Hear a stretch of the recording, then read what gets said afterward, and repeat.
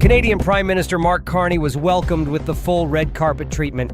But just hours earlier in Busan, Donald Trump's meeting with Xi had been anything but smooth. The handshake was stiff, the body language tense. Great pleasure to see you again. Good to see you again. Me too. And we're going to have a very successful meeting, I have no doubt. But he's a very tough negotiator. That's not good. In Gyeongju, South Korea, a quiet meeting sent shockwaves through global trade circles. Canadian Prime Minister Mark Carney sat down with Chinese President Xi Jinping for their first formal talks since Canada's change in government. There is some breaking news this hour about Canada and China, the trade war, and the long diplomatic chill in relations between Ottawa and Beijing. Prime Minister Mark Carney is signaling a new approach this morning. We have images from Carney's meeting just a few hours ago with Xi Jinping on the sidelines of the APEC summit. It is his first as Prime Minister with the Chinese president. Right now, Canada is being squeezed between China and the U.S. in the global trade war. The two leaders agreed to advance and realign China-Canada relations, restart long-stalled deals on canola, seafood, and electric vehicles, and even discussed a potential Carney visit to Beijing. All part of Ottawa's bold plan to double non-U.S. exports and ease the tariff battles left smoldering from the trade war. What could this meeting between Prime Minister Carney and President Xi mean for Canada's fraught relationship with China and for Carney's ambitions to diversify trade? I think for Prime Minister Carney, it's important because he wants to recalibrate the relationship with China, and he wants to open up high-level dialogue. He essentially wants to say that Canada wants to have a relationship that allows us to advance some of our interests, particularly around trade and commercial relations.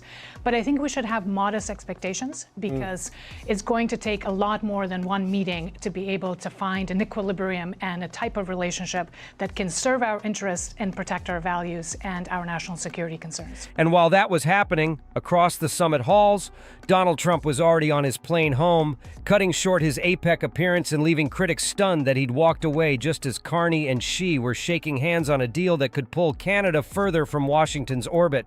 Trump has already left South Korea for the U.S. a day before APEC officially begins. Trump strutted into Busan carrying the scars of a trade war he started. A battlefield lined with lost jobs, broken supply chains, and nervous investors.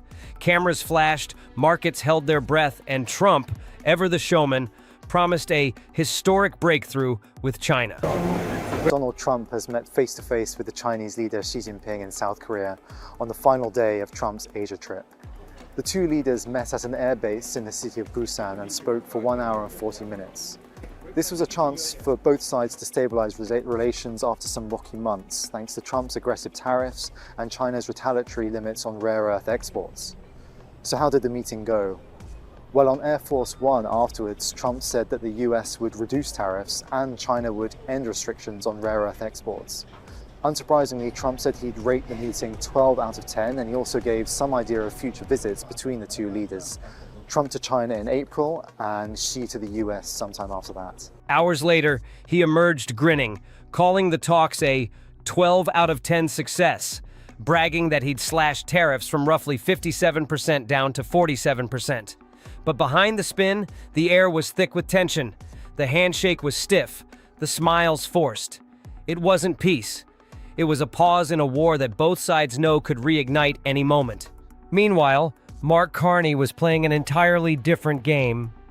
In Gyeongju, he didn't arrive to make peace after a fight. He arrived to redraw the map. No bluster, no theatrics, just quiet precision.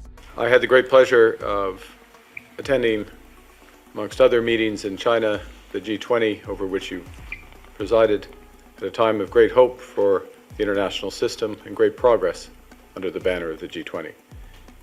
I look forward to further progress with your presidency of APEC next year. As you mentioned, our countries have a long history of cooperation, engagement, and trade. 55 years of diplomatic relations marked the anniversary 2 weeks ago. In recent years, we have not been as engaged In fact, as you know, this is the first formal meeting between the Canadian Prime Minister and the President of the People's Republic of China for 8 years. Distance is not the way to solve problems, not the way to serve our people with people-centric growth, as you have advocated. Pragmatic and constructive engagement is, and I welcome the momentum that has been established in recent months, meetings of our officials, meetings of ministers, and the meeting that I was able to have with Premier Li in New York. I also welcome the invitation to come to China to further the dialogue, and I very much look forward to doing so, because it's through this constructive and pragmatic dialogue that we will address a path for current issues, that we will establish a road to seize the many great opportunities between our countries, and also to have the platform that's needed for the dialogue to help build a more sustainable, inclusive international system. Thank you very much, Xi. We're not waiting for Washington, Carney signaled. We're trading on our own terms. And that line hit like a thunderclap across the Pacific. Where Trump's meeting looked like damage control, Carney's looked like momentum. A pivot, a recalibration, a message that Canada isn't anyone's economic sidekick anymore. Xi didn't just nod along.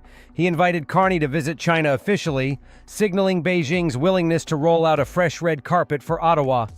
They mapped out working-level talks to remove barriers on key Canadian exports, explore joint ventures in EV manufacturing, and even coordinate on energy, finance, and climate, the kind of agenda Canada hasn't seen with China in nearly a decade. For China, it was about optics and opportunity, showing the world that while Washington walks away, Beijing can still make deals with the West.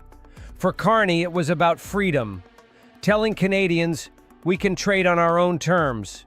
He reaffirmed his goal to double Canada's non-U.S. exports within 10 years, a line that electrified Canadian business leaders watching the summit feed. Ottawa had laid the stakes low for this meeting. Prime Minister Mark Carney calling it a careful reset to the relationship between Canada and a country where things had long gone sour. So those tariffs that Canada imposed on Chinese electric vehicle imports last year, they're still in place. And Beijing has made no word of lifting the ones it imposed in turn on Canada on its canola and pork imports. Nevertheless, Carney is calling the meeting a success.